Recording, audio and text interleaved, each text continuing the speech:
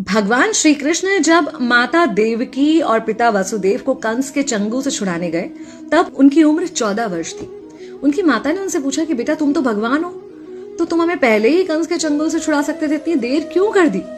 तो कृष्ण जी ने कहा, माता क्या पिछले जन्म में आपने मुझे 14 वर्ष का वनवास नहीं दिया था?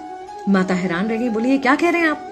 तब कृष्ण जी ने बताया कि पिछले जन्म में मैं राम था और आप थी माता कैकेयी और आप ही ने मुझे 14 वर्ष का वनवास दिया था और कर्म फल से कोई नहीं बच सकता माता, इसलिए आपको 14 साल का ये दुख सहना पड़ा। तब आश्चर्यचकित होते हुए माता ने पूछा, तो फिर यशोदा पिछले जन्म में कौन थी? कृष्ण जी ने बताया, वो थी माता कौशल्या, जो 14 साल तक अपने पुत्र से अलग रही थी। उन्होंने उस दुख को सहा था, इसलिए इस जन्म में 14 साल मैं उनके पास रहा और मेरे साथ रहने का माता और पुत्र के प्रेम का सुख उन्हें मिला। कहने का मतलब यह है कि कर्म फल से ना उस युग में कोई बचा था, ना आज कोई बचेगा। खुद भगवान भी कर्म फल से नहीं बच सकते, इसलिए अपने हर एक कर्म को बहुत सोच समझ कर कीजिए, क्योंकि जिसके भी खिलाफ आप कुछ गलत कर रहे हैं उससे आपकी शत्रुता कुछ समय या शायद एक जन्म की है, लेकिन उसके साथ कुछ गलत करके आप अपने कई जन्म बिगाड़ सकते हैं।